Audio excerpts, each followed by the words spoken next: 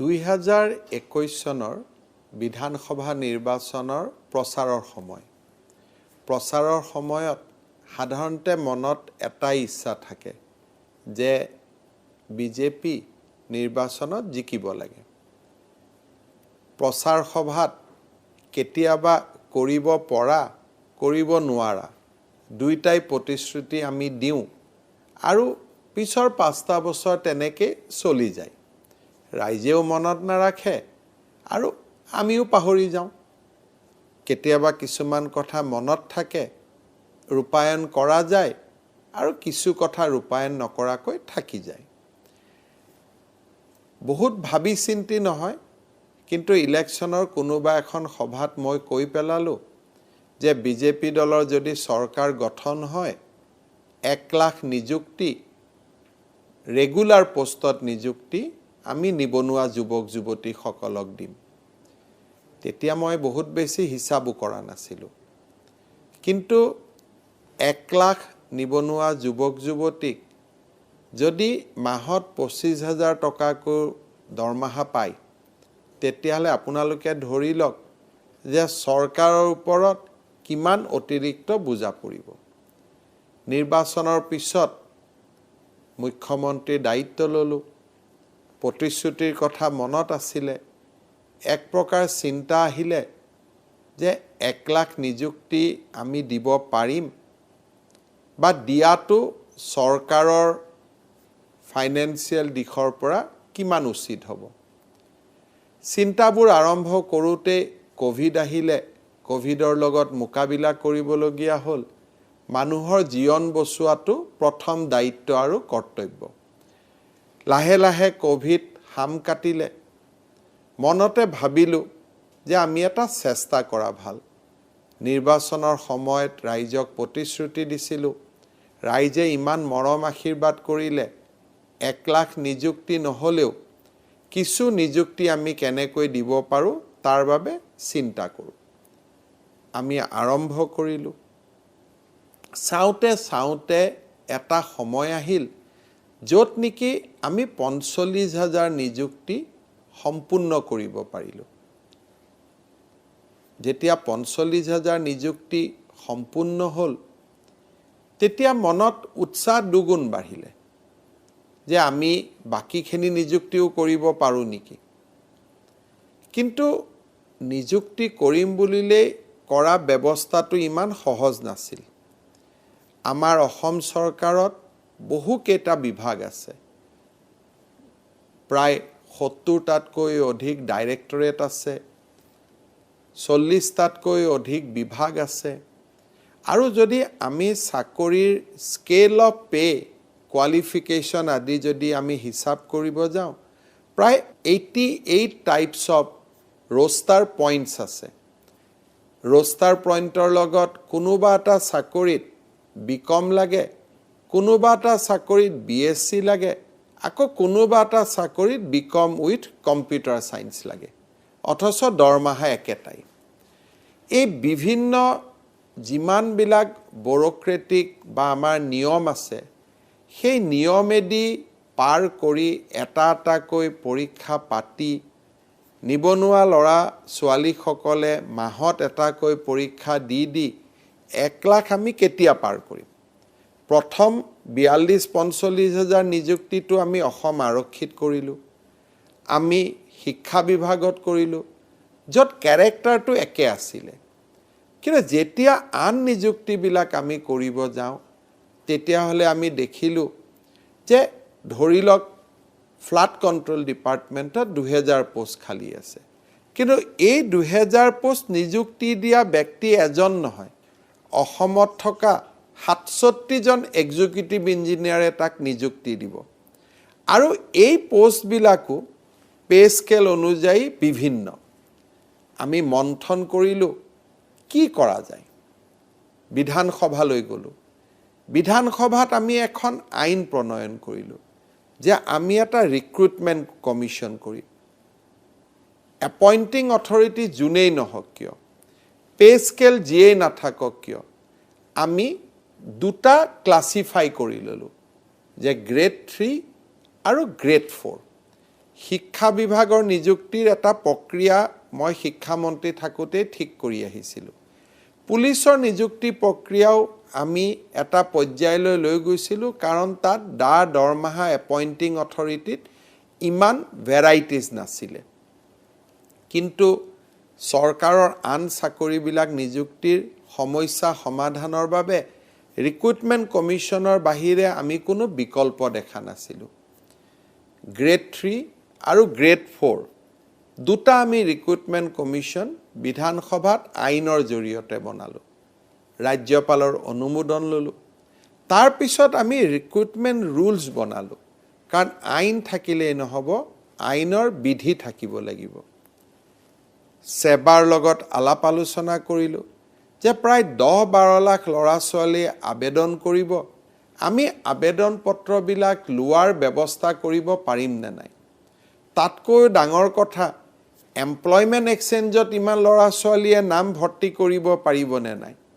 নিয়োগ বিনিময় কেন্দ্ৰক আমি সম্পূৰ্ণভাৱে ডিজিটেলাইজ কৰি পেলালোঁ, যাতে ল'ৰা এজনে ৰাতিপুৱা নিয়োগ বিনিময় কেন্দ্ৰত গ'লে 10 মিনিটৰ ভিতৰত যাতে তেওঁৰ নাম এমপ্লয়মেণ্ট এক্সচেঞ্জত সোমাব পাৰে।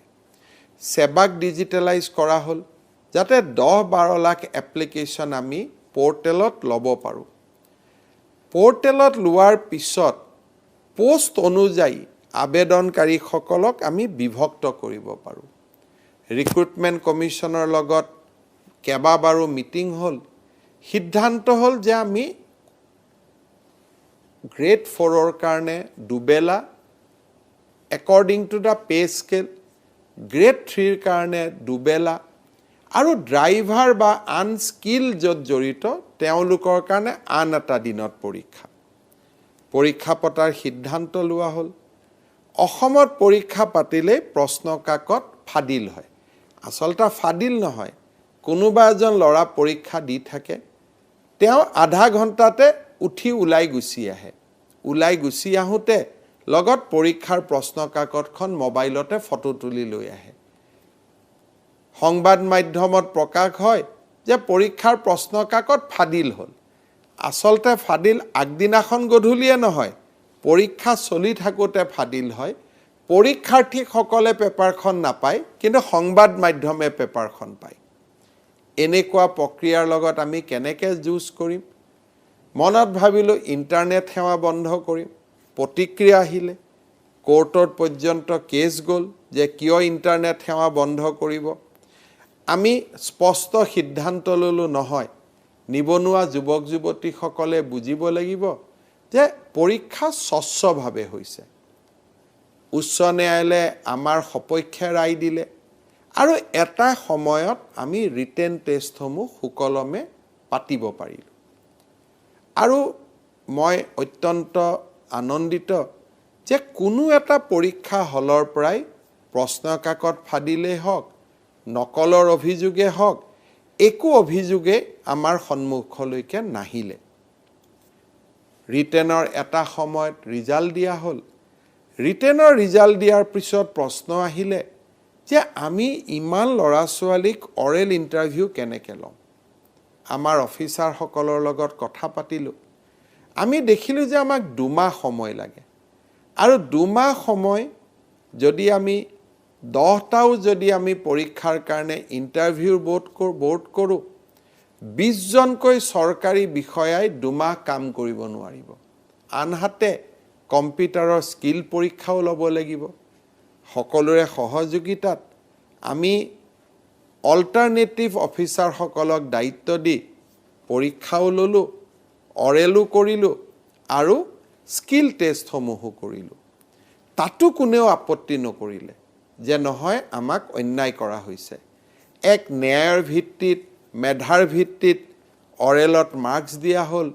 ৰিটেন আৰু অৰেলৰ পৰীক্ষাৰ নম্বৰ যোগ কৰি আমি পৰীক্ষাৰ ফলাফল দিলোঁ। পৰীক্ষাৰ ফলাফল দিয়াৰ পিছত টেলিভিছন, সংবাদ মাধ্যমত স্পষ্টভাৱে আজি আমি দেখা পাইছোঁ যে কিমানটা দৰিদ্ৰ পৰিয়ালৰ মুখত হাঁহি বিৰিঙিছে। নিম্ন মধ্যবিত্ত দৰিদ্ৰ পৰিয়াল অসমৰ প্ৰতিখন জিলা, কোনোবা গাঁৱত 20, 25, 50 জনতকৈ ল'ৰা ছোৱালীয়ে মেধাৰ ভিত্তিত চাকৰি পাইছে। ল'ৰাকেইজন বিজেপিৰ সদস্যও নহয়, ছোৱালীকেইজনী বিজেপিৰ সদস্যাও নহয়, দেউতাক মাকো বিজেপিৰ সদস্যা নহয়। মাত্ৰ ল'ৰা ছোৱালীকেইটাই পঢ়িছিলে, পঢ়ি চাকৰি পাইছিলে। যোৱা কেইদিনমান আগৰ যদি APSCৰ কলংকিত অধ্যায়বিলাকলৈকে মনত পেলাওঁ বা তাৰ আগৰ গোটেই ৰিক্ৰুটমেণ্ট এক্সামিনেশ্যন শিক্ষা বিভাগক বাদ দি সকলোতে আঙুলি উঠিছিলে আৰু কৰবাত হয়তো সত্যতাও আছিলে। কিন্তু এইবাৰৰ তৃতীয় আৰু চতুৰ্থ শ্ৰেণী পৰীক্ষাত কোনেও এটাও প্ৰশ্ন নকৰিলে যে ইয়াত অন্যায় হৈছে, কাৰোবাৰ প্ৰতি পাৰ্চেলিটি কৰা হৈছে। 1 লাখ নিযুক্তি ডাঙৰ কথা নহয়। 1 লাখ নিযুক্তি হয়তো কোনোবাই কৰিবও পাৰে, কিন্তু 1 লাখ নিযুক্তি হ'ব আৰু চৰকাৰখনৰ প্ৰতি এটা আঙুলিও কোনেও নুটুৱাব। অৰ্থাৎ ক'তো কোনেও অভিযোগ নকৰিব যে টকাৰ লেনদেন হোৱা নাই, নেপোটিজিম হোৱা নাই, কাকো কোনেও পাৰ্চেলিটি কৰা নাই। 1 লাখ নিযুক্তি এটা বিষয়, কিন্তু 1 লাখ নিযুক্তিয়ে মেধাৰ ভিত্তিত হোৱাটো সি আৰু তাতকৈ ডাঙৰ বিষয়। চাওঁতে আজিৰ দিনটো আহি পৰিলে। আজিৰ দিনটোত এই 44,700 ল'ৰা ছোৱালীক আমি নিযুক্তি দিম। আগতে মই কৈ অহাৰ দৰে সমসংখ্যক প্ৰাৰ্থীক আমি আগতেও নিযুক্তি দিলোঁ। প্ৰথম নিযুক্তিটোতো কোনেও প্ৰশ্ন উঠোৱা নাছিল, দ্বিতীয় নিযুক্তিটো কোনেও প্ৰশ্ন উঠোৱা নাই।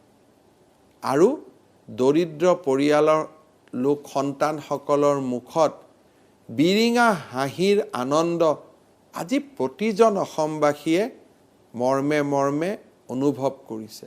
সকলোৱে কৰবাত যেন প্ৰাপ্তিৰ আনন্দ অনুভৱ কৰিছে। আনৰ ল'ৰা ছোৱালীৰ ঘৰত চাকৰি হৈছে, কিন্তু আনন্দ আৰু উৎসাহ প্ৰতিজন অসমবাসীৰ ঘৰে ঘৰে হৈছে, প্ৰতিগৰাকী অসমবাসীৰ ঘৰে ঘৰে হৈছে। তেনে এক অভূতপূৰ্ব দিন আজি আমি দেখা পাম। সন্ধিয়া 4 বজাত এই নিযুক্তি প্ৰক্ৰিয়াৰ বা নিযুক্তি পত্ৰ বিতৰণৰ ব্যৱস্থাৰ কাম আমি সম্পূৰ্ণ কৰিম আৰু 1 লাখ নিযুক্তিৰ বাবে বাকী থকা 12-14 হাজাৰ নিযুক্তিৰ প্ৰক্ৰিয়াও আমি জুলাই মাহত আৰম্ভ কৰিম। এই বছৰৰ ভিতৰত 1 লাখ পাৰ হৈ যাব। কিন্তু এতিয়া মোৰ মনত বিশ্বাস আছে যে 1 লাখ নিযুক্তিতে আমি থমকি নৰওঁ, নিযুক্তি আৰু হ'ব। কাৰণ মেধাৰ ভিত্তিত নিযুক্তি হোৱাৰ যিটো পৰিৱেশ, সেই পৰিৱেশটোক আমি ধৰি ৰাখিব লাগিব। প্ৰত্যেক বছৰে এনেকুৱা একোটা মেগা নিযুক্তি, য'ত নেকি অন্তত 20, 25, 30 হাজাৰ ল'ৰা ছোৱালীয়ে একেলগে চাকৰি পাওক, তেনেকুৱা চিন্তা মই মোৰ মানসপটত ৰাখি থৈছোঁ। আগলৈও আমাৰ এই যাত্ৰা চলিব, কাৰণ আমি অসমৰ মেধা ল'ৰা ছোৱালীক কৰ্মসংস্থাপন পোৱাটো বিচাৰোঁ।